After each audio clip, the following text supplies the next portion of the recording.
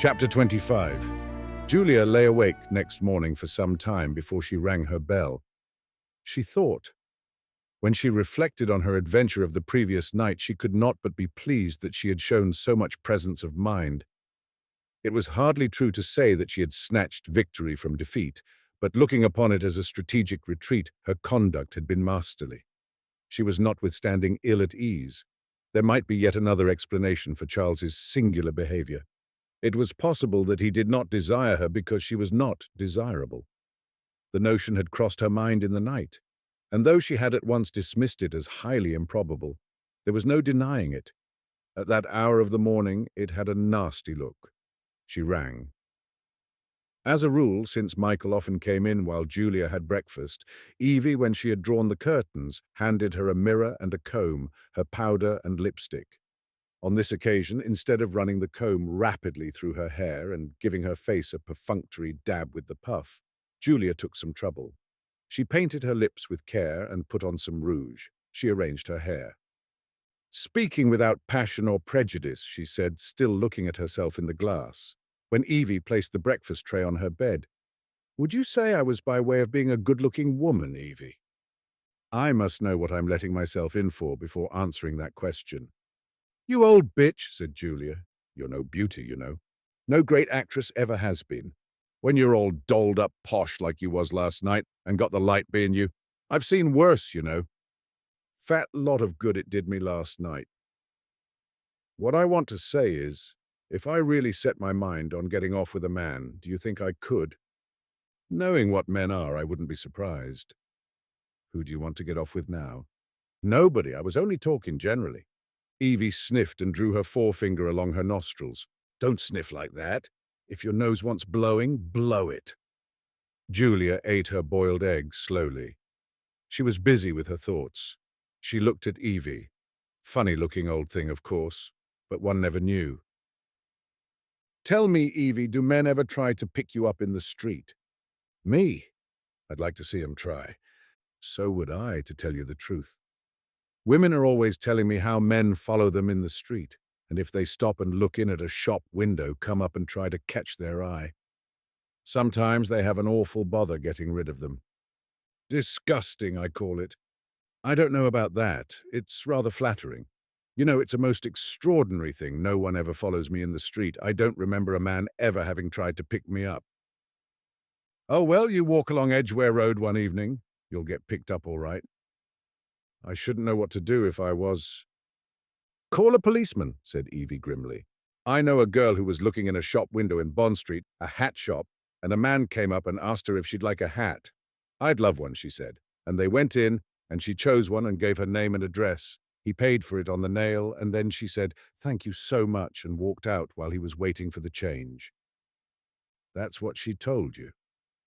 Evie's sniff was skeptical. She gave Julia a puzzled look. "What's the idea?" "Oh, nothing. I was only wondering why, in point of fact, I never have been accosted by a man. It's not as if I had no sex appeal." But had she? She made up her mind to put the matter to the test. That afternoon, when she had had her sleep, she got up, made up a little more than usual, and without calling, Evie put on a dress that was neither plain nor obviously expensive, and a red straw hat with a wide brim. "I don't want to look like a tart," she said, as she looked at herself in the glass. "On the other hand, I don't want to look too respectable." She tiptoed down the stairs so that no one should hear her and closed the door softly behind her. She was a trifle nervous, but pleasantly excited.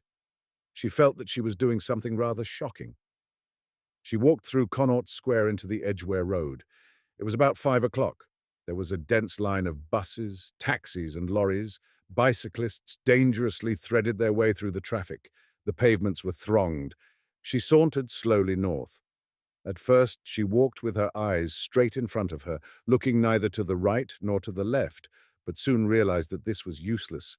She must look at people if she wanted them to look at her. 2 or 3 times when she saw half a dozen persons gazing at a shop window, she paused and gazed too, but none of them took any notice of her. She strolled on. People passed her in one direction and another. They seemed in a hurry. No one paid any attention to her. When she saw a man alone coming towards her, she gave him a bold stare, but he passed on with a blank face. It occurred to her that her expression was too severe, and she let a slight smile hover on her lips. Two or three men thought she was smiling at them and quickly averted their gaze. She looked back as one of them passed her, and he looked back too, but catching her eye, he hurried on. She felt a trifle snubbed and decided not to look round again. She walked on and on. She had always heard that the London crowd was the best behaved in the world, but really its behavior on this occasion was unconscionable. This couldn't happen to one in the streets of Paris, Rome, or Berlin, she reflected. She decided to go as far as the Marylebone Road and then turn back. It would be too humiliating to go home without being once accosted. She was walking so slowly that passers-by sometimes jostled her. This irritated her. "I ought to have tried Oxford Street," she said. "That fool Evie. The Edgware Road's obviously a washout." Suddenly her heart gave an exultant leap. She had caught a young man's eye, and she was sure that there was a gleam in it. He passed, and she had all she could do not to turn round. She started, for in a moment he passed her again. He had retraced his steps, and this time he gave her a stare. She shot him a glance and then modestly lowered her eyes. He fell back, and she was conscious that he was following her. It was all right. She stopped to look into a shop window, and he stopped too. She knew how to behave now. She pretended to be absorbed in the goods that were displayed, but just before she moved on, gave him a quick flash of her faintly smiling eyes. He was rather short. He looked like a clerk or a shop walker. He wore a grey suit and a brown soft hat. He was not the man she would have chosen to be picked up by, but there it was. He was evidently trying to pick her up. She forgot that she was beginning to feel tired. She did not know what would happen next. Of course, she wasn't going to let the thing go too far, but she was curious to see what his next step would be. She wondered what he would say to her. She was excited and pleased. It was a weight off her mind. She walked on slowly, and she knew he was close behind her. She stopped at another shop window, and this time when he stopped, he was close beside her. Her heart began to beat wildly. It was really beginning to look like an adventure. "I wonder if he'll ask me to go to a hotel with him." I don't suppose he could afford that. A cinema, that's it. It would be rather fun. She looked him full in the face now and very nearly smiled. He took off his hat. "Miss Lambert, isn't it?" She almost jumped out of her skin. She was indeed so taken aback that she had not the presence of mind to deny it. "I thought I recognized you the moment I saw you. That's why I turned back, to make sure, see? And I said to myself, if that's not Julia Lambert, I'm Ramsay MacDonald. Then you stopped to look in that shop window, and that gave me the chance to have a good look at you. What made me hesitate was seeing you in the Edgware Road.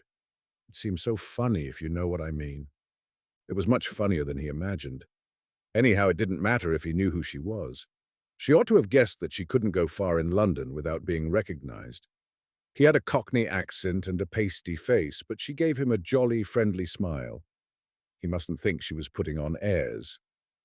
"Excuse me talking to you, not having been introduced and all that, but I couldn't miss the opportunity. Will you oblige me with your autograph?" Julia caught her breath. It couldn't be that this was why he had followed her for 10 minutes. He must have thought that up as an excuse for speaking to her. Well, she would play up. "I shall be delighted, but I can't very well give it you in the street. People would stare, so—" "That's right. Look here. I was just going along to have my tea. There's a Lyons at the next corner. Why don't you come in and have a cup too?" She was getting on. When they'd had tea, he'd probably suggest going to the pictures. "All right," she said. They walked along till they came to the shop and took their places at a small table. "2 teas, please, miss," he ordered. "Anything to eat?" And when Julia declined, "Scone and butter for 1, miss." Julia was able now to have a good look at him. Though stocky and short, he had good features. His black hair was plastered down on his head, and he had fine eyes. But his teeth were poor, and his pale skin gave him an unhealthy look. There was a sort of impudence in his manner that Julia did not much like. But then, as she sensibly reflected, You could hardly expect the modesty of the violet in a young man who picked you up in the Edgware Road. Before we go any further, let's have this autograph, eh? Do it now, that's my motto. He took a fountain pen from his pocket and from a bulging pocketbook a large card. One of our trade cards, he said. That'll do okay. Julia thought it silly to carry the subterfuge to this length, but she good-humouredly signed her name on the back of the card. Do you collect autographs? She asked him with a subtle smile. Me? Noah. I think it's a lot of tommy rot. My young lady does. She's got Charlie Chaplin and Douglas Fairbanks and I don't know what all. Show you her photo if you like. From his pocketbook he extracted a snapshot of a rather pert-looking young woman showing all her teeth in a cinema smile. Pretty, said Julia. And how? We're going to the pictures tonight. She will be surprised when I give her your autograph. The first thing I said to myself when I knew it was you was, I'll get Julia Lambert's autograph for Gwen, or die in the attempt.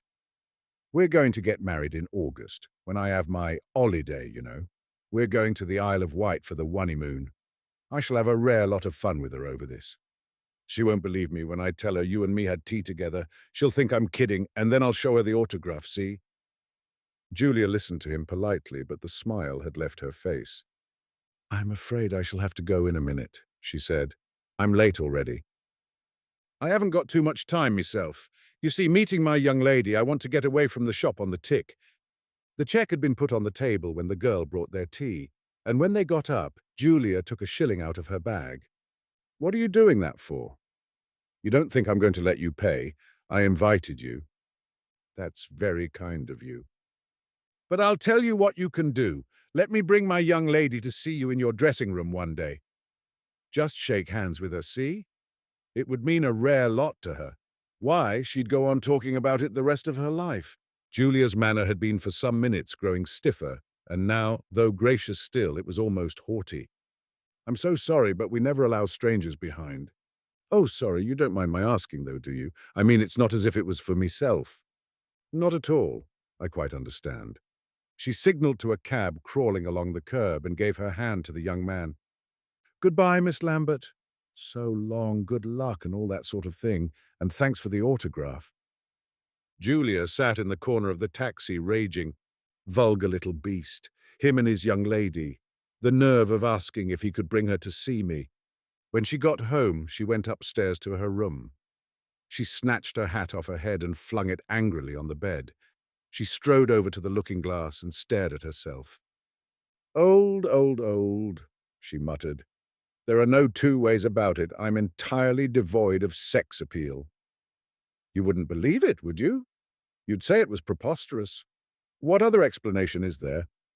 I walk from one end of the Edgware Road to the other, and God knows I dressed the part perfectly, and not a man pays the smallest attention to me except a bloody little shop assistant who wants my autograph for his young lady.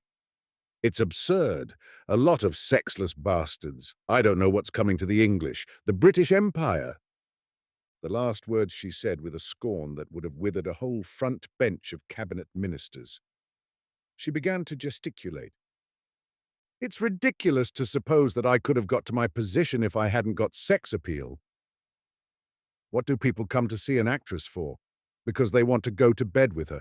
Do you mean to tell me that I could fill a theatre for 3 months with a rotten play if I hadn't got sex appeal? What is sex appeal anyway? She paused, looking at herself reflectively. Surely I can act sex appeal. I can act anything. She began to think of the actresses who notoriously had it, of one especially, Lydia Main, whom one always engaged when one wanted a vamp. She was not much of an actress, but in certain parts she was wonderfully effective. Julia was a great mimic, and now she began to do an imitation of Lydia Main. Her eyelids drooped sensually over her eyes as Lydia's did, and her body writhed sinuously in her dress.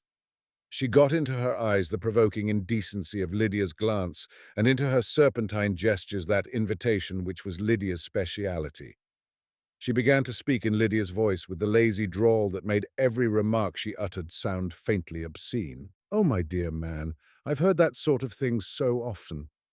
I don't want to make trouble between you and your wife. Why won't men leave me alone? It was a cruel caricature that Julia gave. It was quite ruthless. It amused her so much that she burst out laughing. Well, there's one thing. I may not have any sex appeal, but after seeing my imitation, there aren't many people who'd think Lydia had either. It made her feel much better. Chapter 26. Rehearsals began and distracted Julia's troubled mind. The revival that Michael put on when she went abroad had done neither very well nor very badly, but rather than close the theatre, he was keeping it in the bill till Nowadays was ready. Because he was acting 2 matinees a week, and the weather was hot, he determined that they should take rehearsals easy. They had a month before them. Though Julia had been on the stage so long, she had never lost the thrill she got out of rehearsing, and the first rehearsal still made her almost sick with excitement. It was the beginning of a new adventure. She did not feel like a leading lady then. She felt as gay and eager as if she were a girl playing her first small part. But at the same time, she had a delicious sense of her own powers. Once more, she had the chance to exercise them. At 11 o'clock, she stepped onto the stage. The cast stood about idly. She kissed and shook hands with the artists she knew, and Michael, with urbanity, introduced to her those she did not. She greeted Avis Crichton with cordiality. She told her how pretty she was and how much she liked her hat. She told her about the lovely frocks she had chosen for her in Paris. "Have you seen Tom lately?" she asked. "No, I haven't. He's away on his holiday." "Oh, yes, he's a nice little thing, isn't he?" "Sweet." The two women smiled into one another's eyes. Julia watched her when she read her part and listened to her intonations. She smiled grimly. It was exactly what she had expected. Avis was one of those actresses who were quite sure of themselves from the first rehearsal. She didn't know what was coming to her. Tom meant nothing to Julia anymore, but she had a score to settle with Avis, and she wasn't going to forget it. The slut. The play was a modern version of the second Mrs. Tanqueray, but with the change of manners of this generation, it had been treated from the standpoint of comedy. Some of the old characters were introduced, and Aubrey Tanqueray, now a very old man, appeared in the second act. After Paula's death, he had married for the 3rd time. Mrs. Cortellion had undertaken to compensate him for his unfortunate experience with his second wife, and she was now a cantankerous and insolent old lady. Elian, his daughter, and Hugh Ardale had agreed to let bygones be bygones, for Paula's tragic death had seemed to wipe out the recollection of his lapse into extra-conjugal relations, and they had married. He was now a retired brigadier general who played golf and deplored the decline of the British Empire. "Gad, sir, I'd stand those damned socialists against a wall and shoot 'em if I had my way." Whereas Elian, by this time an elderly woman after a prudish youth, had become gay, modern, and plain-spoken. The character that Michael played was called Robert Humphreys, and like the Aubrey of Pinero's play, he was a widower with an only daughter.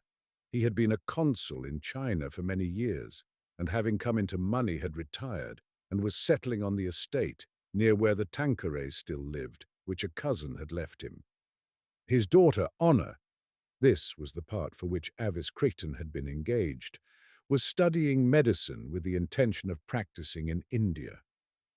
Alone in London, and friendless after so many years abroad, he had picked up a well-known woman of the town called Mrs. Martin.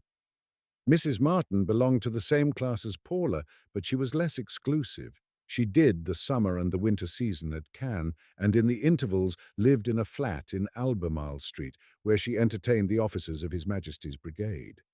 She played a good game of bridge and an even better game of golf. The part well suited Julia. The author followed the lines of the old play closely. Honor announced to her father that she was abandoning her medical studies, and until her marriage wished to live with him, for she had just become engaged to Elian's son, a young guardsman. Somewhat disconcerted, Robert Humphreys broke to her his intention of marrying Mrs. Martin. Honor took the information with composure. "Of course you know she's a tart, don't you?" she said coolly. He, much embarrassed, spoke of the unhappy life she had led and how he wanted to make up to her for all she had suffered. "Oh, don't talk such rot," she answered. "It's grand work if you can get it." Elian's son had been one of Mrs. Martin's numerous lovers. just as Elian's husband had been one of Paula Tanqueray's. When Robert Humphreys brought his wife down to his home in the country, and this fact was discovered, they decided that Honor must be informed. To their consternation, Honor did not turn a hair. She knew already. "I was as pleased as Punch when I found out," she told her stepmother. "You see, darling, you can tell me if he's all right in bed." This was Avis Crichton's best scene. It lasted a full 10 minutes, and Michael had realized from the beginning that it was effective and important. Avis's cold, matter-of-fact prettiness had been exactly what he had thought would be so telling in the circumstances. But after half a dozen rehearsals, he began to think that that was all she had to give. He talked it over with Julia. "How do you think Avis is shaping?" "It's early days to tell yet. I'm not happy about her. You said she could act. I've seen no sign of it yet. It's a cast-iron part. She can't really go wrong in it. You know just as well as I do that there's no such thing as a cast-iron part. However good a part is, it has to be acted for all it's worth. I'm not sure if it wouldn't be better to kick her out and get somebody else. That wouldn't be so easy. I think you ought to give her a chance. She's so awkward, her gestures are so meaningless." Julia reflected. She had her reasons for wishing to keep Avis in the cast. She knew her well enough to be sure that if she were dismissed, she would tell Tom that it was because Julia was jealous of her. He loved her and would believe anything she said. He might even think that Julia had put this affront on her in revenge for his desertion. No, she must stay. She must play the part and fail, and Tom must see with his own eyes what a bad actress she was. They both of them thought the play would make her. Fools, it would kill her. You know how clever you are, Michael. I'm sure you can train her if you're willing to take a little trouble. But that's just it. She doesn't seem able to take direction. I show her exactly how to say a line, and then she goes and says it in her own way. You wouldn't believe it, but sometimes I can hardly help thinking she's under the delusion that she knows better than I do. You make her nervous. When you tell her to do something, she's in such a dither, she doesn't know what she's up to. Good Lord, no one could be more easy than I am. I've never even been sharp with her." Julia gave him an affectionate smile. "Are you going to pretend that you really don't know what's the matter with her?" "No, what?" He looked at her with a blank face. "Come off it, darling. Haven't you noticed that she's madly in love with you?" "With me? But I thought she was practically engaged to Tom." "Nonsense. You're always fancying things like that. But it's quite obvious. After all, she isn't the first who's fallen for your fatal beauty, and I don't suppose she'll be the last. Heaven knows I don't want to queer poor Tom's pitch.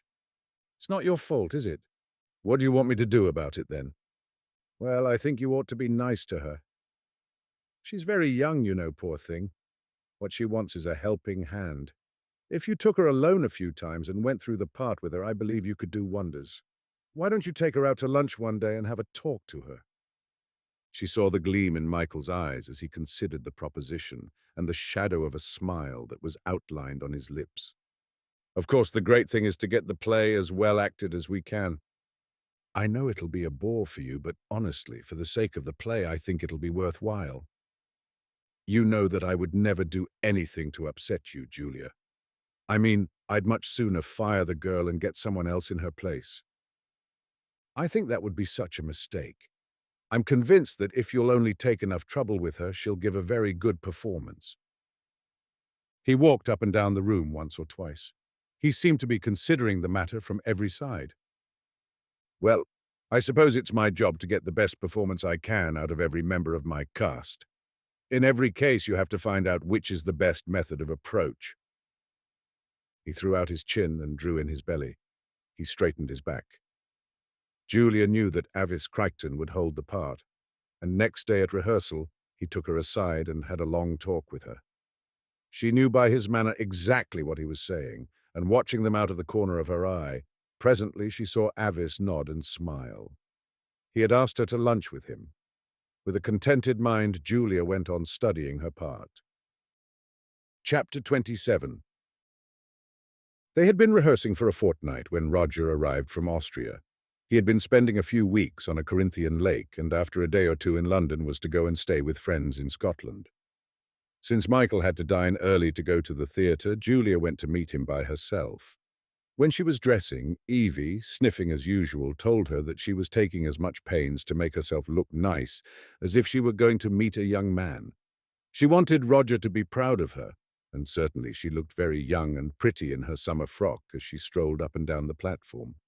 You would have thought, but wrongly, that she was perfectly unconscious of the attention she attracted. Roger, after a month in the sun, was very brown, but he was still rather spotty, and he seemed thinner than when he had left London at the New Year. She hugged him with exuberant affection. He smiled slightly. They were to dine by themselves. Julia asked him if he would like to go to a play afterwards or to the pictures, but he said he preferred to stay at home. "That'll be much nicer," she answered, "and we'll just talk." There was indeed a subject that Michael had invited her to discuss with Roger when the opportunity arose. Now that he was going to Cambridge so soon, he ought to make up his mind what he wanted to do. Michael was afraid that he would drift through his time there and then go into a broker's office or even on the stage. Thinking that Julia had more tact than he and more influence with the boy, he had urged her to put before him the advantages of the Foreign Office and the brilliant possibilities of the bar.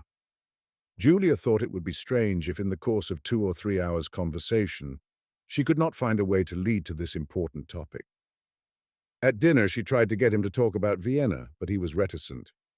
"Oh, I just did the usual things, you know. I saw the sights and worked hard at my German. I knocked about in beer places. I went to the opera a good deal." She wondered if he had had any love affairs. "Anyhow, you haven't come back engaged to a Viennese maiden," she said, thinking to draw him out. He gave her a reflective but faintly amused look. You might almost have thought that he had seen what she was driving at. It was strange. Though he was her own son, she did not feel quite at home with him. "No," he answered. "I was too busy to bother with that sort of thing. I suppose you went to all the theatres." "I went 2 or 3 times. Did you see anything that would be any use to me?" "You know, I never thought about that." His answer might have seemed a little ungracious, but that it was accompanied by a smile, and his smile was very sweet. Julia wondered again how it was that he had inherited so little of Michael's beauty and of her charm. His red hair was nice, but his pale lashes gave his face a sort of empty look. Heaven only knew where, with such a father and such a mother, he had got his rather lumpy figure. He was 18 now. It was time he fined down. He seemed a trifle apathetic. He had none of her sparkling vitality. She could picture the vividness with which she would have narrated her experiences if she had just spent 6 months in Vienna. Why, already she had made a story about her stay at St. Malo with Aunt Carrie and her mother that made people roar with laughter. They all said it was as good as a play, and her own impression was that it was much better than most. She told it to Roger now.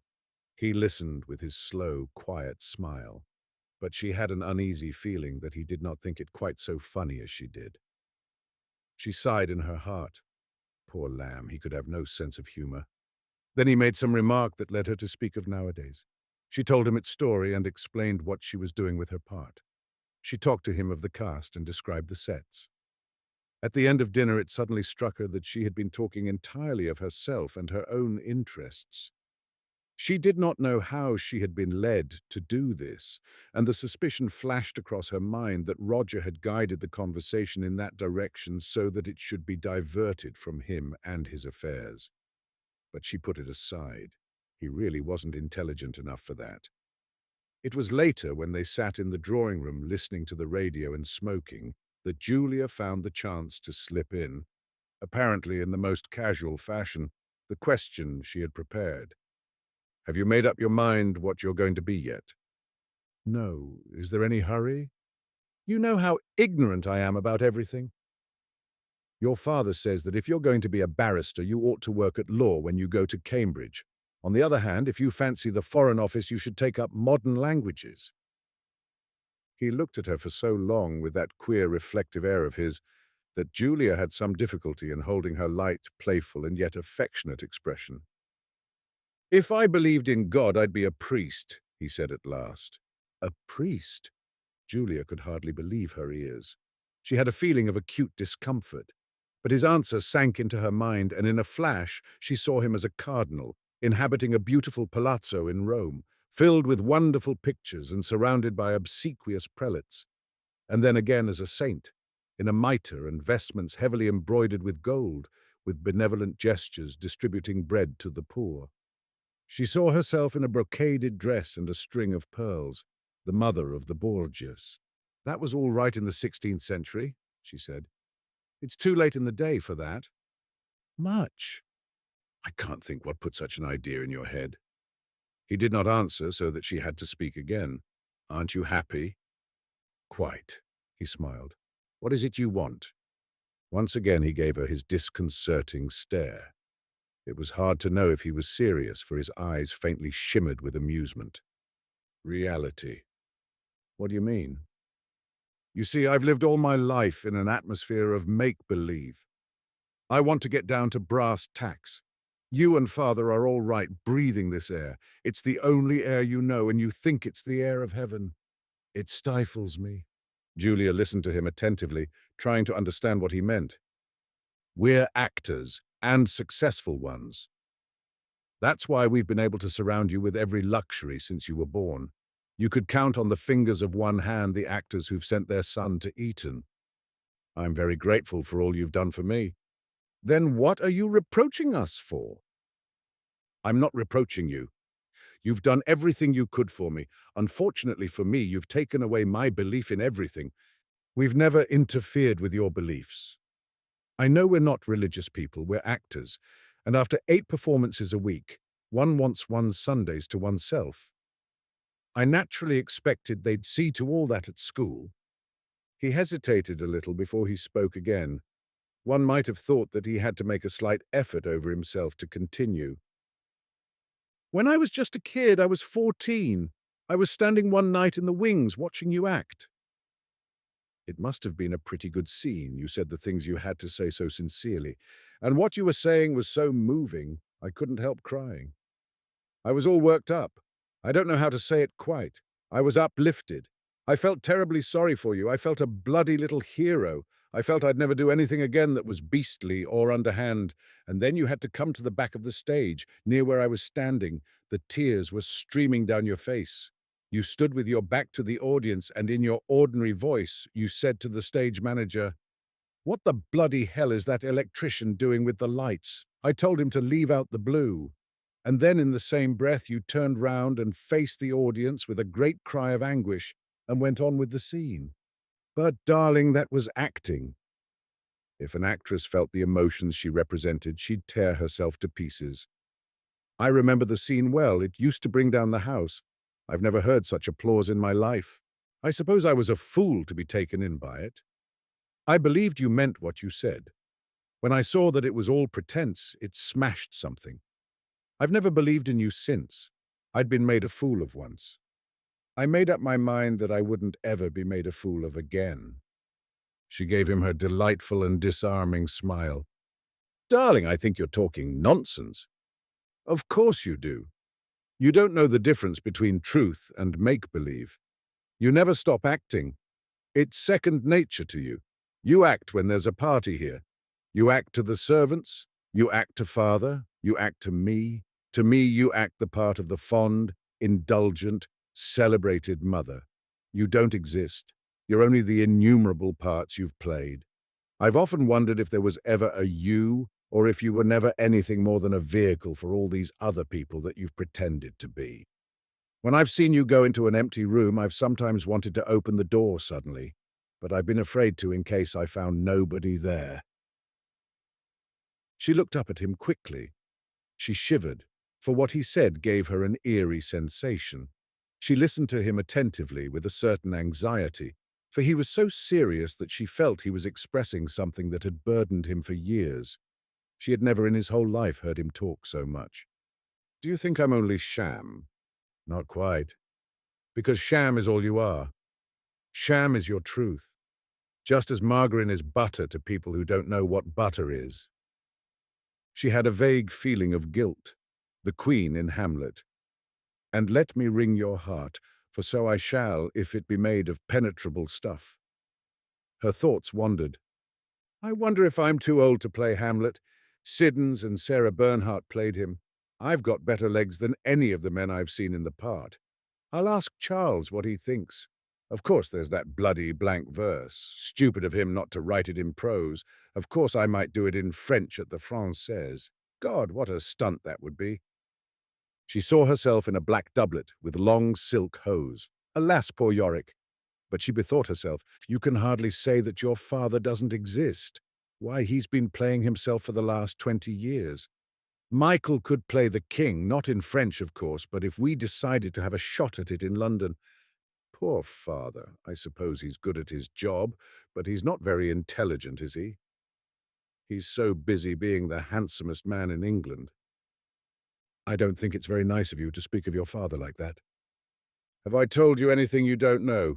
He asked coolly. Julia wanted to smile, but would not allow the look of somewhat pained dignity to leave her face. It's our weakness, not our strength, that endears us to those who love us, she replied. In what play did you say that? She repressed a gesture of annoyance. The words had come naturally to her lips, but as she said them, she remembered that they were out of a play. Little brute, but they came in very appositely. You're hard, she said plaintively. She was beginning to feel more and more like Hamlet's mother. Don't you love me? I might if I could find you. But where are you? If one stripped you of your exhibitionism, if one took your technique away from you, if one peeled you as one peels an onion of skin after skin of pretense and insincerity, of tags of old parts and shreds of faked emotions, would one come upon a soul at last?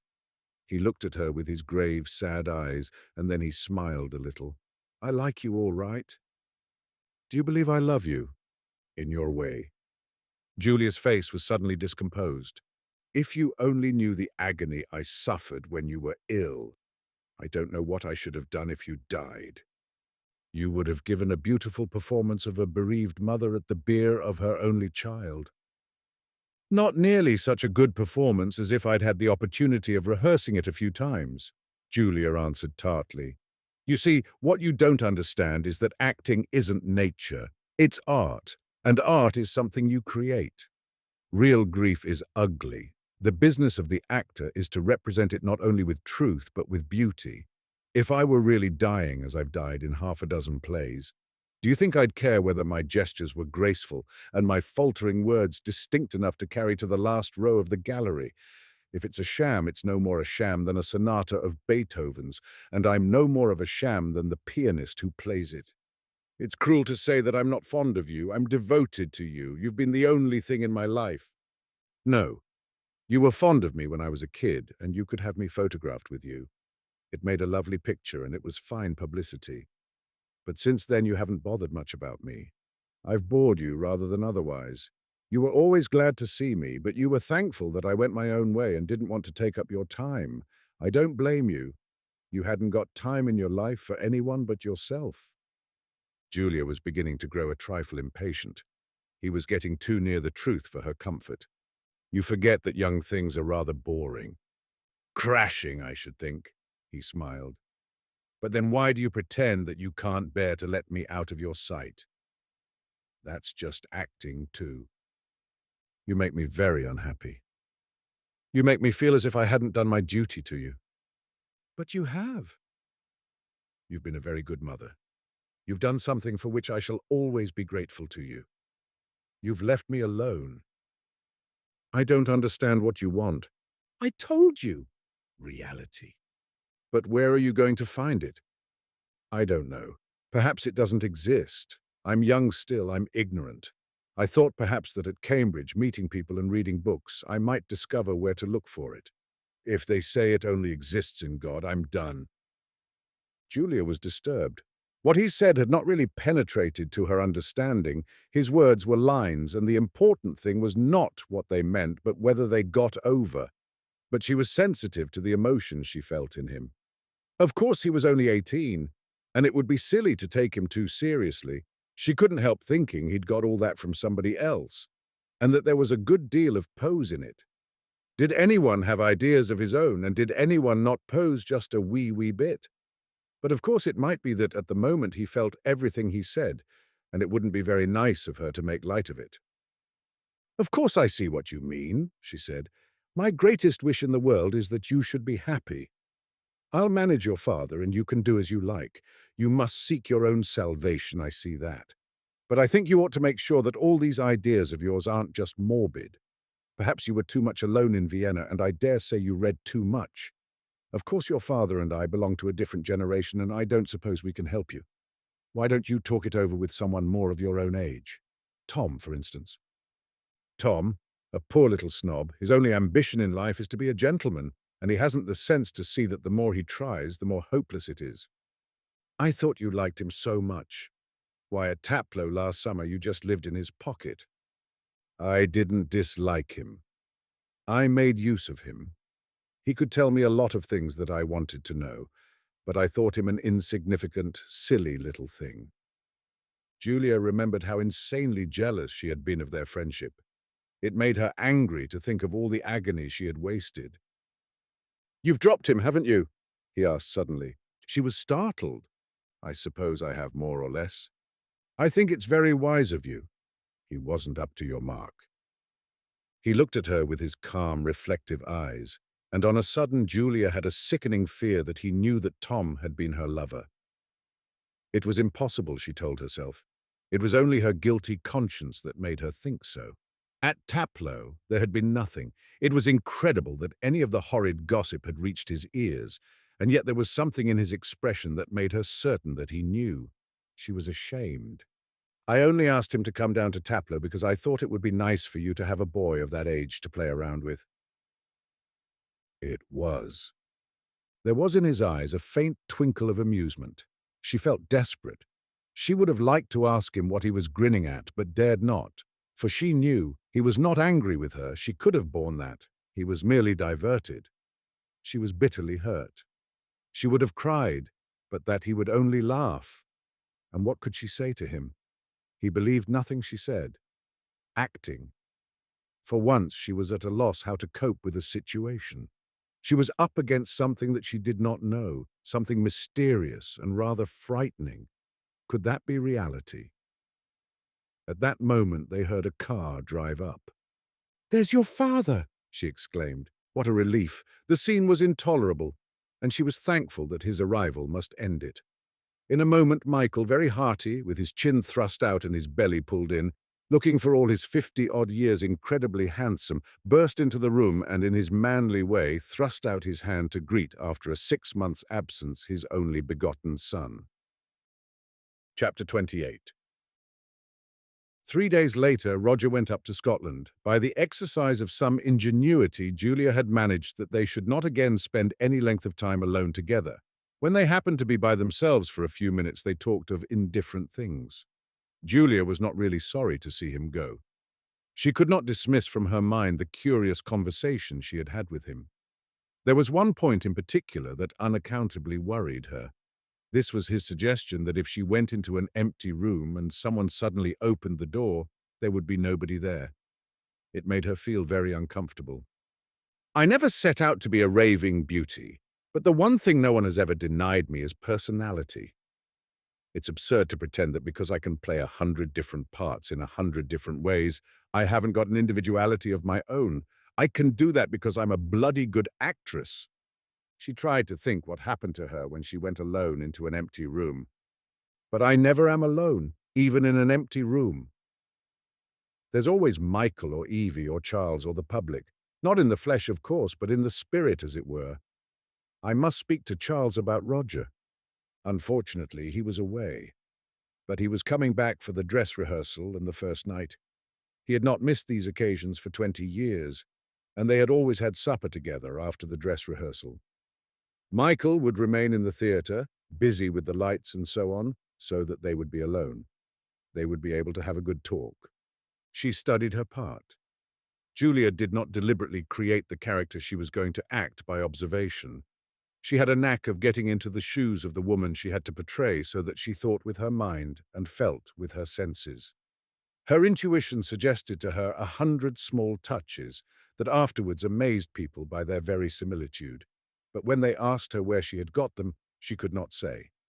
Now she wanted to show the courageous yet uneasy breeziness of the Mrs. Martin who played golf and could talk to a man like one good chap to another, and yet essentially a respectable middle-class woman hankered for the security of the marriage state. Michael never liked to have a crowd at a dress rehearsal, and this time, anxious to keep the secret of the play till the first night, he had admitted besides Charles only the people, photographers and dressmakers, whose presence was necessary. Julia spared herself. She had no intention of giving all she had to give till the first night. It was enough if her performance was adequate. Under Michael's businesslike direction, everything went off without a hitch, and by 10 o'clock, Julia and Charles were sitting in the grill room of the Savoy. The first thing she asked him was what he thought of Avis Crichton. Not at all bad and wonderfully pretty. She really looked lovely in that second act dress. I'm not going to wear the dress I wore in the second act. Charlie Deverill has made me another. He did not see the slightly humorous glance she gave him, and if he had, would not have guessed what it meant. Michael, having taken Julia's advice, had gone to a good deal of trouble with Avis. He had rehearsed her by herself upstairs in his private room and had given her every intonation and every gesture. He had also, Julia had good reason to believe, lunched with her several times and taken her out to supper. The result of all this was that she was playing the part uncommonly well. Michael rubbed his hands.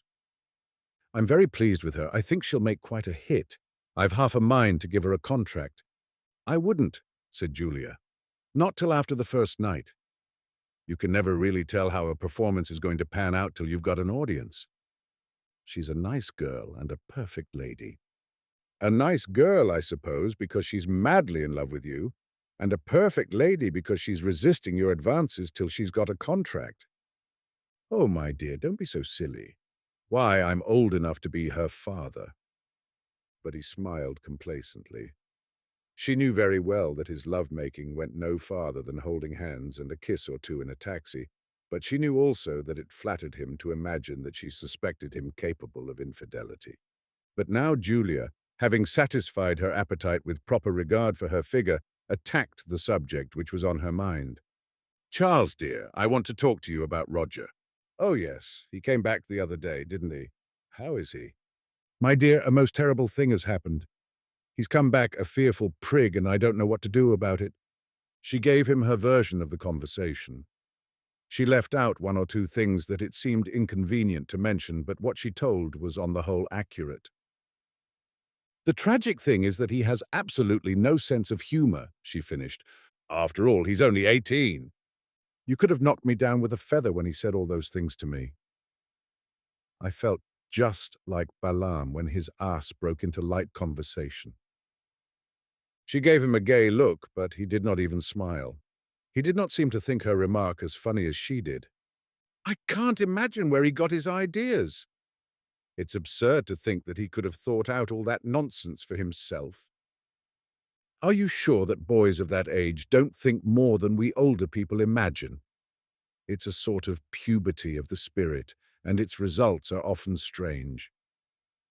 It seems so deceitful of Roger to have harbored thoughts like those all these years and never breathed a word about them. He might have been accusing me. She gave a chuckle. To tell you the truth, when Roger was talking to me, I felt just like Hamlet's mother, then with hardly a break. I wonder if I'm too old to play Hamlet. Gertrude isn't a very good part, is it? Julia broke into a laugh of frank amusement. Don't be idiotic, Charles. I wouldn't play the Queen, I'd play Hamlet. Do you think it's suited to a woman? Mrs. Siddons played it, and so did Sarah Bernhardt. It would set a seal on my career, if you know what I mean. Of course, there's the difficulty of the blank verse. I have heard actors speak it so that it was indistinguishable from prose, he answered. Yes, but that's not quite the same, is it? Were you nice to Roger? She was surprised at his going back to that subject so suddenly, but she returned to it with a smile. Oh, charming. It's hard not to be impatient with the absurdity of the young. They tell us that 2 and 2 make 4 as though it had never occurred to us, And they're disappointed if we can't share their surprise when they have just discovered that a hen lays an egg. There's a lot of nonsense in their ranting and raving, but it's not all nonsense. One ought to sympathize with them. One ought to do one's best to understand. One has to remember how much has to be forgotten and how much has to be learnt when for the first time one faces life. It's not very easy to give up one's ideals, and the brute facts of every day are bitter pills to swallow. The spiritual conflicts of adolescence can be very severe, and one can do so little to resolve them. But you don't really think there's anything in all this stuff of Roger's? I believe it's all a lot of communist nonsense that he's learnt in Vienna. I wish we'd never sent him there. You may be right. It may be that in a year or two he'll lose sight of the clouds of glory and accept the chain. It may be that he'll find what he's looking for, if not in God, then in art. I should hate him to be an actor, if that's what you mean. No, I don't think he'll fancy that. And of course he can't be a playwright, he hasn't a sense of humour. I dare say he'll be quite content to go into the Foreign Office. It would be an asset to him there. What would you advise me to do? Nothing. Let him be. That's probably the greatest kindness you can do him. But I can't help being worried about him. You needn't be. Be hopeful. You thought you'd only given birth to an ugly duckling. Perhaps he's going to turn into a white-winged swan. Charles was not giving Julia what she wanted. She had expected him to be more sympathetic. I suppose he's getting old, poor dear, she reflected. He's losing his grip of things. He must have been impotent for years. I wonder it never struck me before. She asked what the time was. I think I ought to go. I must get a long night's rest. Julia slept well, and when she awoke had at once a feeling of exultation. Tonight was the first night. It gave her a little thrill of pleasure to recollect that people had already been assembling at the pit and gallery doors when she left the theatre after the dress rehearsal, and now, at 10 in the morning, there was probably already a long queue. Lucky it's a fine day for them, poor brutes. In bygone years she had been intolerably nervous before a first night.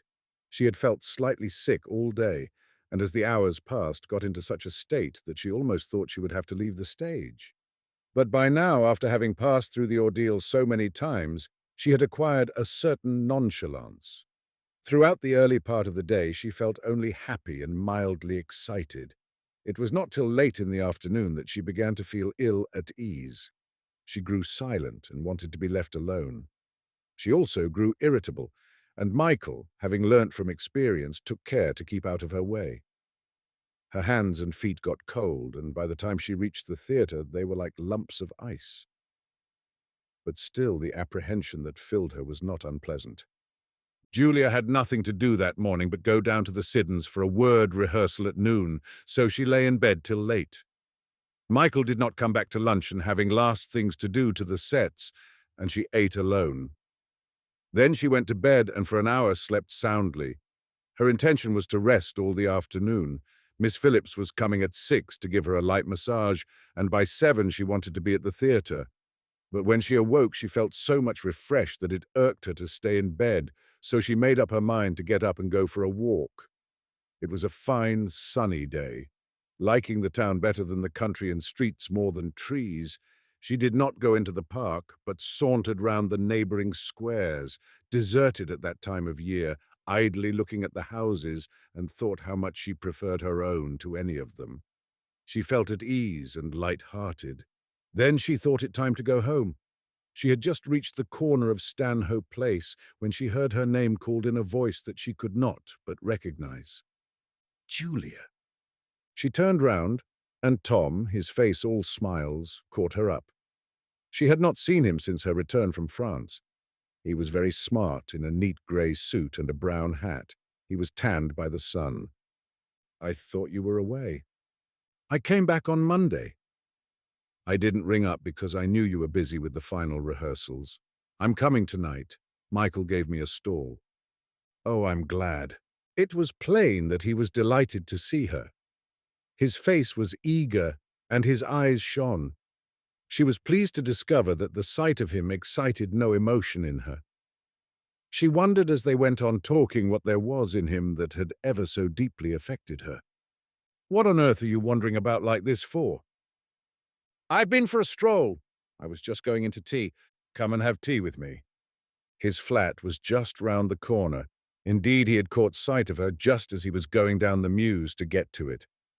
"How is it you're back so early?" "Oh, there's nothing much on at the office just now. You know, one of our partners died a couple of months ago, and I'm getting a bigger share. It means I shall be able to keep on the flat after all. Michael was jolly decent about it. He said I could stay on rent-free till things got better. I hated the idea of turning out. Do come. I'd love to make you a cup of tea."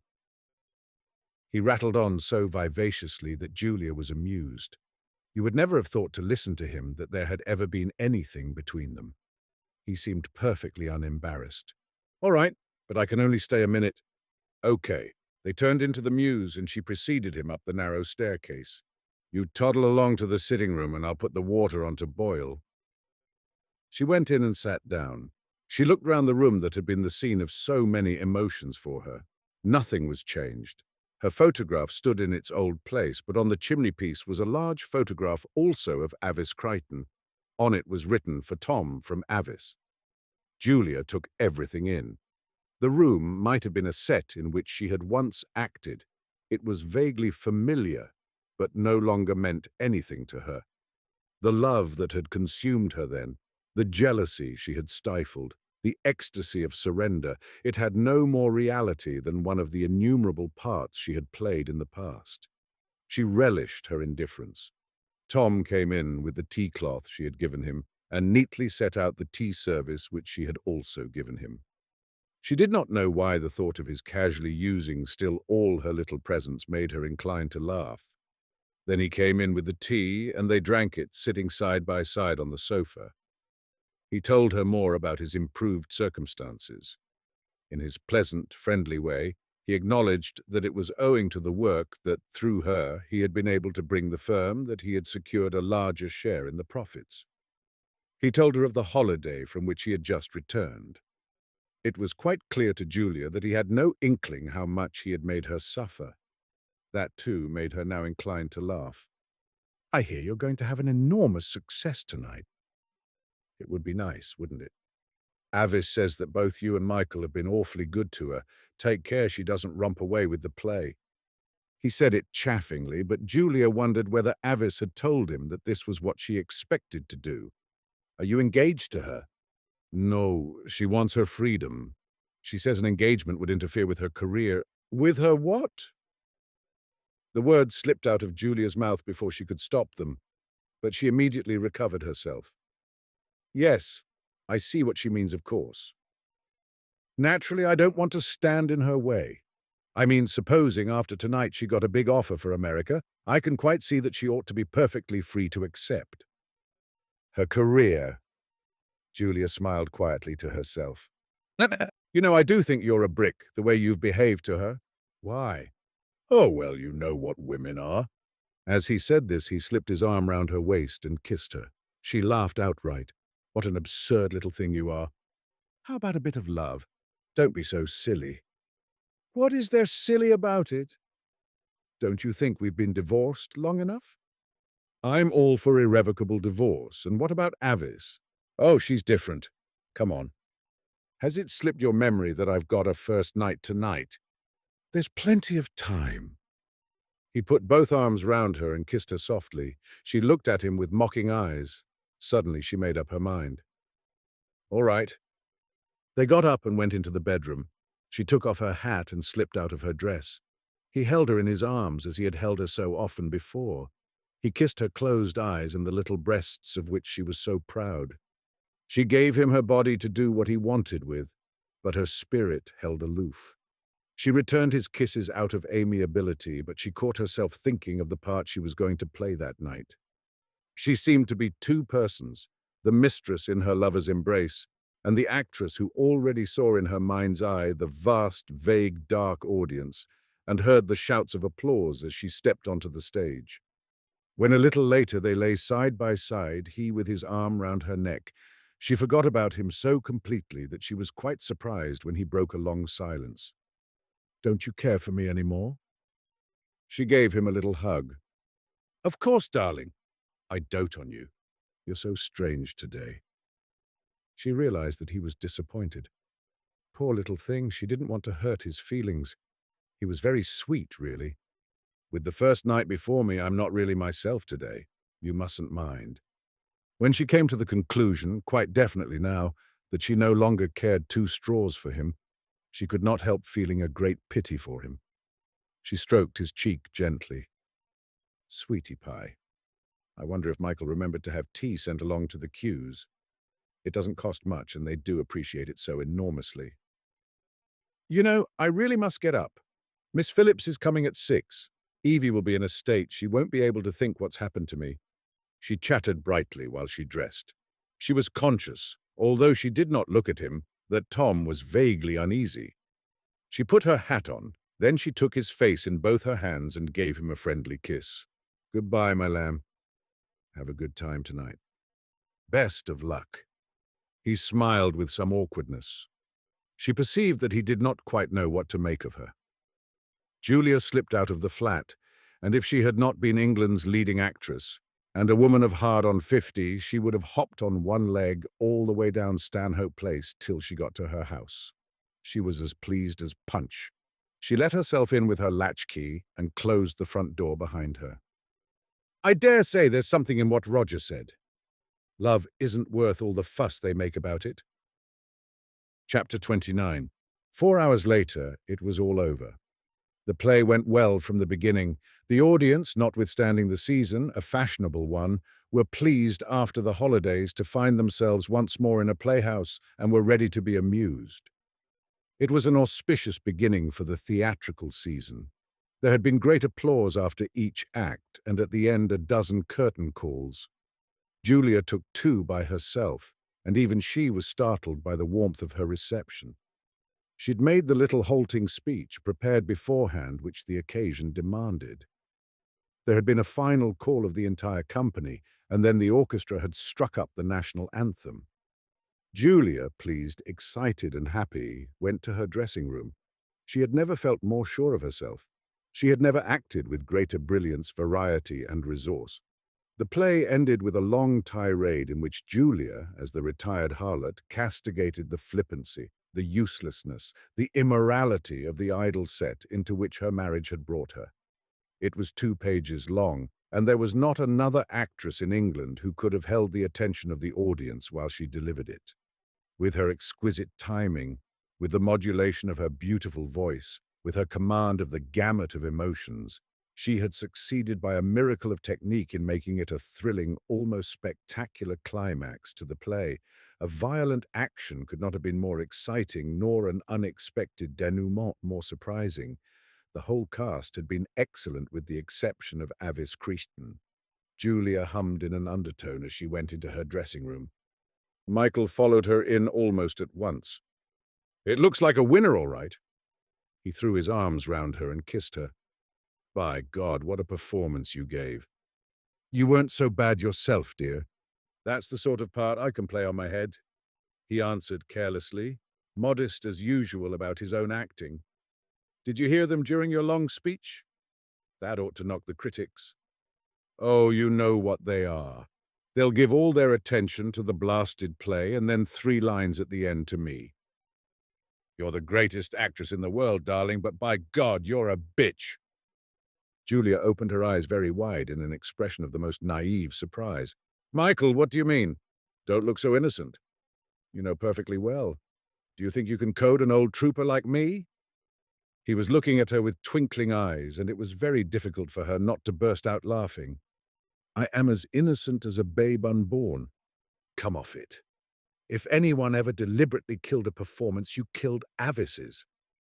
I couldn't be angry with you. It was so beautifully done. Now Julia simply could not conceal the little smile that curled her lips. Praise is always grateful to the artist. Avis's one big scene was in the 2nd act. It was with Julia, and Michael had rehearsed it so as to give it all to the girl. This was indeed what the play demanded, and Julia, as always, had in rehearsals accepted his direction. To bring out the color of her blue eyes and to emphasize her fair hair, they had dressed Avis in pale blue. To contrast with this, Julia had chosen a dress of an agreeable yellow. This she had worn at the dress rehearsal. But she had ordered another dress at the same time, of sparkling silver, and to the surprise of Michael and the consternation of Avis, it was in this that she made her entrance in the second act. Its brilliance, the way it took the light, attracted the attention of the audience. Avis's blue looked drab by comparison. When they reached the important scene they were to have together, Julia produced, as a conjurer produces a rabbit from his hat, a large handkerchief of scarlet chiffon, and with this she played. She waved it. She spread it out as though to look at it. She screwed it up. She wiped her brow with it. She delicately blew her nose. The audience, fascinated, could not take their eyes away from the red rag, and she moved up stage so that Avis, to speak to her, had to turn her back on the audience. And when they were sitting on a sofa together, she took her hand in an impulsive way that seemed to the public exquisitely natural, and sitting well back herself, forced Avis to turn her profile to the house. Julia had noticed early in rehearsals that in profile Avis had a sheep-like look. The author had given Avis lines to say that had so much amused the cast at the first rehearsal that they had all burst out laughing. Before the audience had quite realized how funny they were, Julia had cut in with her reply, and the audience, anxious to hear it, suppressed their laughter. The scene, which was devised to be extremely amusing, took on a sardonic color, and the character Avis played acquired a certain odiousness. Avis, in her inexperience, not getting the laughs she had expected, was rattled. Her voice grew hard and her gestures awkward. Julia took the scene away from her and played it with miraculous virtuosity. But her final stroke was accidental.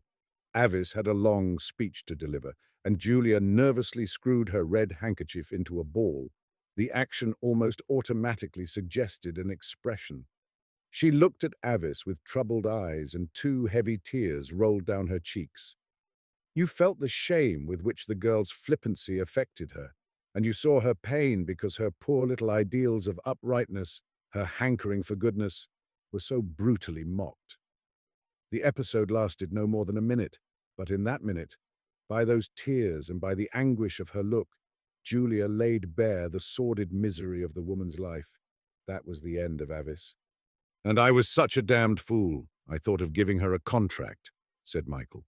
"Why don't you?" "When you've got your knife into her." "Not on your life. You're a naughty little thing to be so jealous. You don't really think she means anything to me, do you?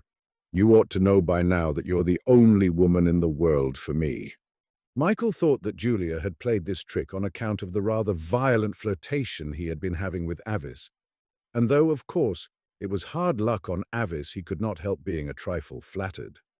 "You old donkey," smiled Julia, knowing exactly what he was thinking and tickled to death at his mistake. "After all, you are the handsomest man in London." "All that's as it may be. But I don't know what the author'll say. He's a conceited little ape, and it's not a bit the scene he wrote." "Oh, leave him to me. I'll fix him."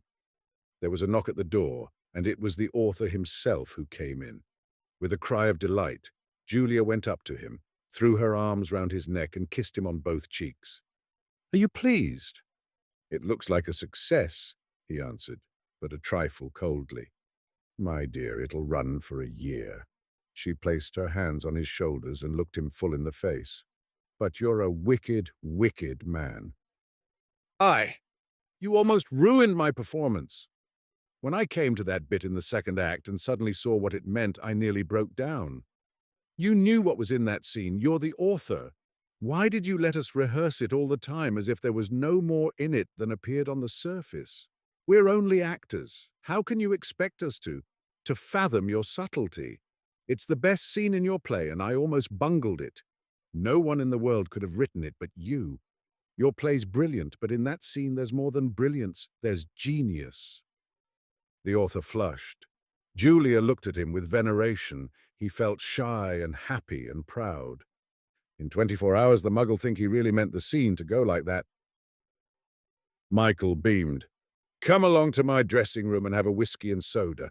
I'm sure you need a drink after all that emotion. They went out as Tom came in. Tom's face was red with excitement. My dear, it was grand. You were simply wonderful. Gosh, what a performance. Did you like it? Avis was good, wasn't she? No, rotten.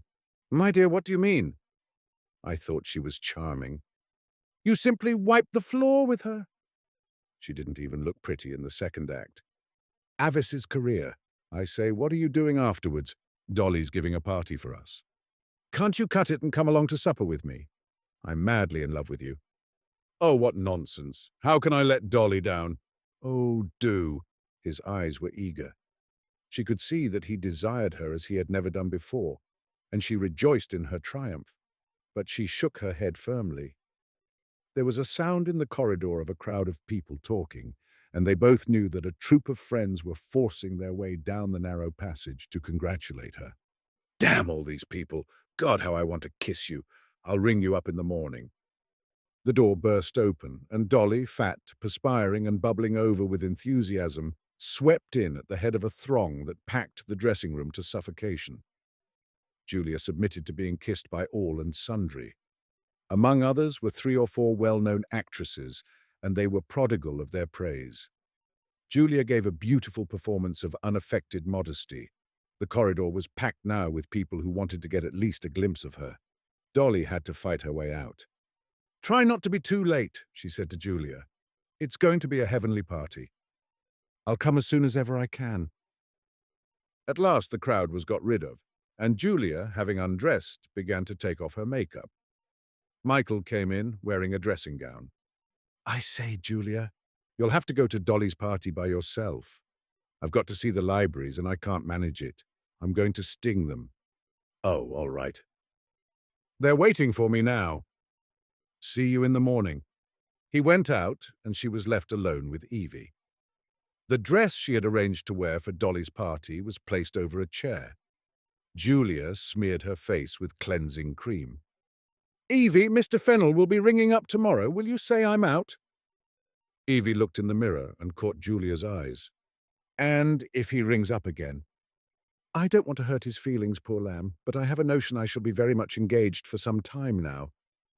Evie sniffed loudly, and with that rather disgusting habit of hers, drew her forefinger across the bottom of her nose. I understand, she said dryly. I always said you weren't such a fool as you looked. Julia went on with her face. What's that dress doing on that chair? That's the dress you said you'd wear for the party. Put it away. I can't go to the party without Mr. Gosselin. Since when? Shut up, you old hag. Phone through and say that I've got a bad headache and had to go home to bed, but Mr. Gosselin will come if he possibly can. The party's being given special for you. You can't let the poor old gal down like that. Julia stamped her feet. I don't want to go to a party. I won't go to a party. There's nothing for you to eat at home. I don't want to go home. I'll go and have supper at a restaurant. Who with? By myself. Evie gave her a puzzled glance. The play's a success, isn't it? Yes. Everything's a success. I feel on the top of the world. I feel like $1 million.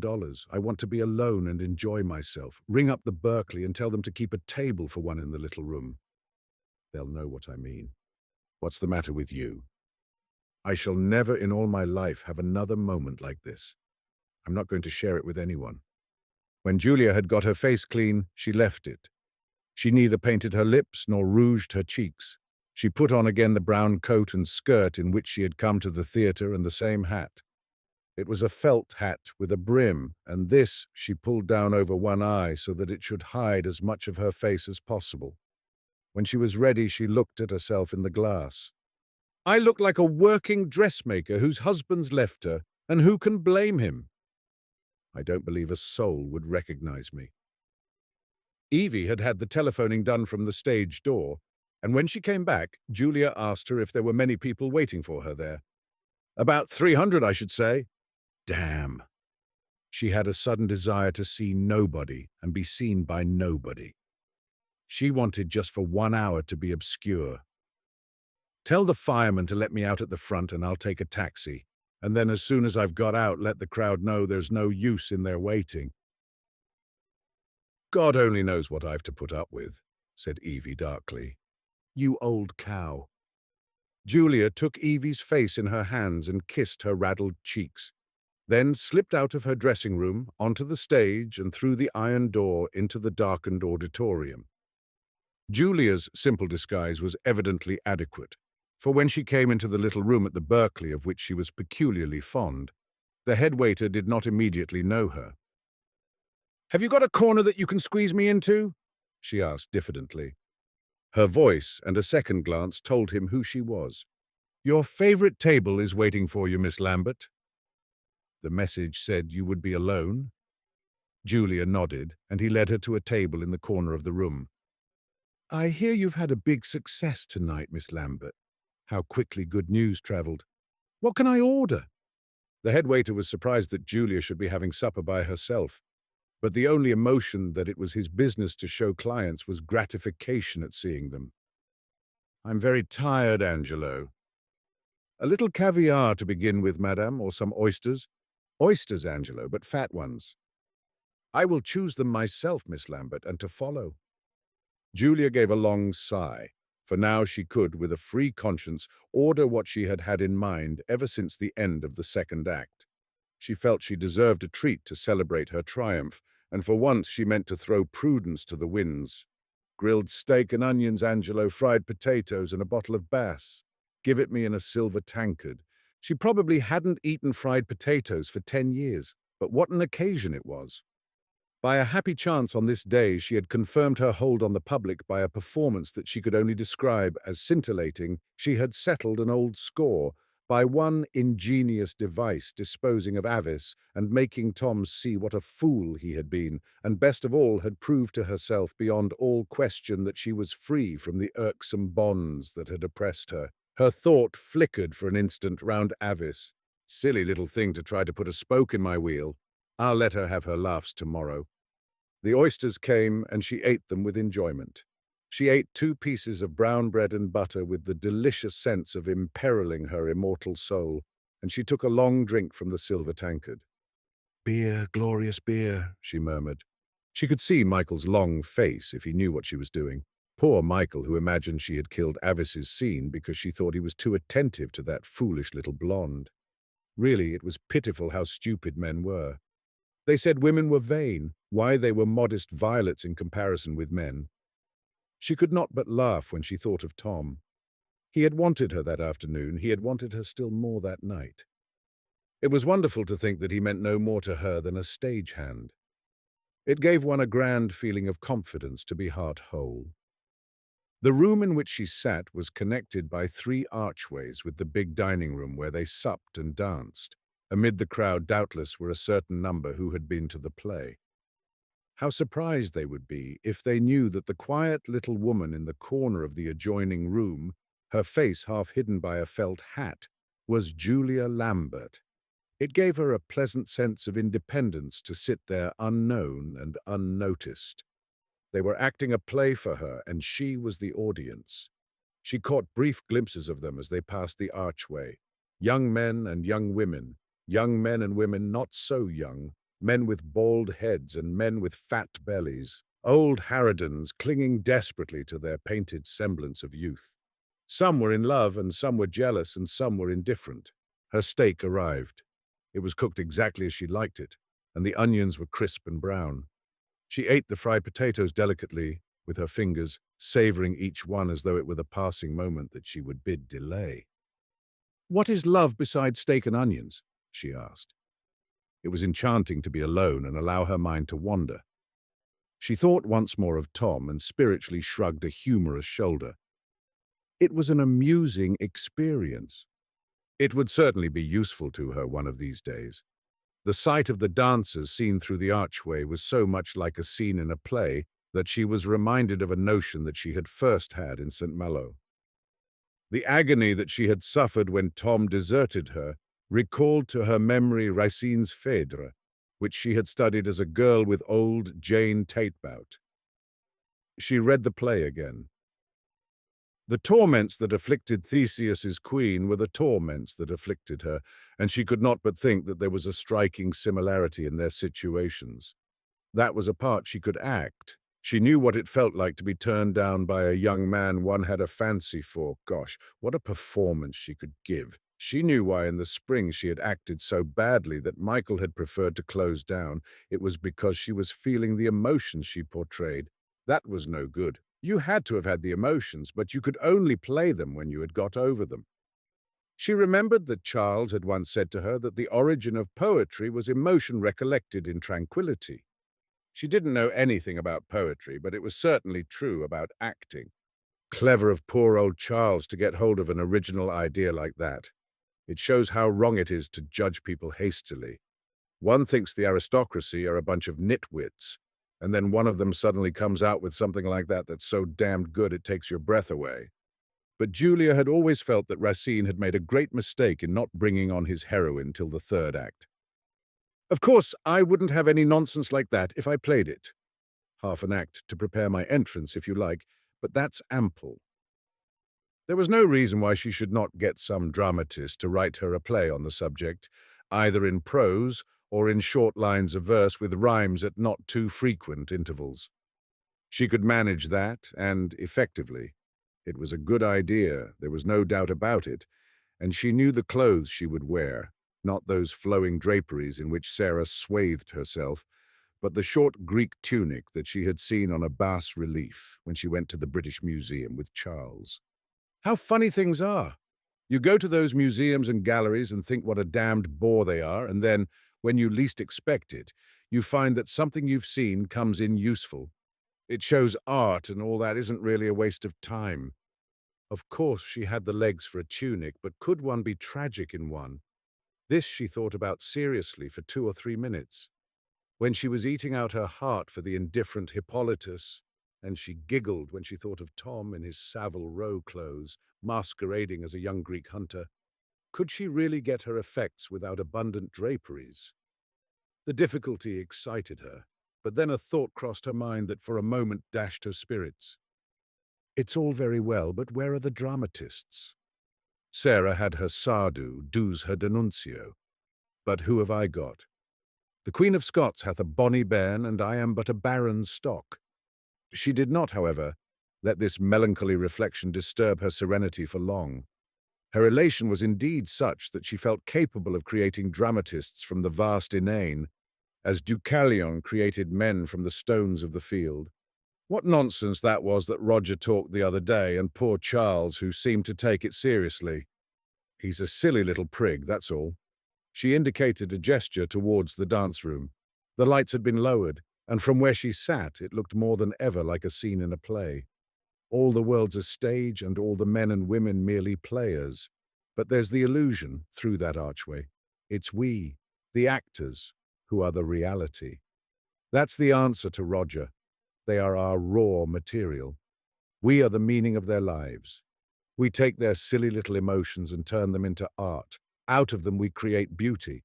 And their significance is that they form the audience we must have to fulfill ourselves. They are the instruments on which we play. And what is an instrument without somebody to play on it? The notion exhilarated her, and for a moment or two she savored it with satisfaction. Her brain seemed miraculously lucid. Roger says we don't exist. Why, it's only we who do exist. They are the shadows, and we give them substance. We are the symbols of all this confused, aimless struggling that they call life, and it's only the symbol which is real. They say acting is only make-believe, that make-believe is the only reality. Thus Julia, out of her own head, framed anew the Platonic theory of ideas. It filled her with exultation. She felt a sudden wave of friendliness for that immense, anonymous public who had been only to give her opportunity to express herself.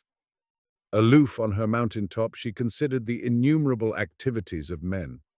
She had a wonderful sense of freedom from all earthly ties, and it was such an ecstasy that nothing in comparison with it had any value. She felt like a spirit in heaven. The head waiter came up to her with an ingratiating smile. "Everything all right, Miss Lambert?" "Lovely. You know, it's strange how people differ. Mrs. Siddons was a rare one for chops. I'm not a bit like her in that. I'm a rare one for steaks.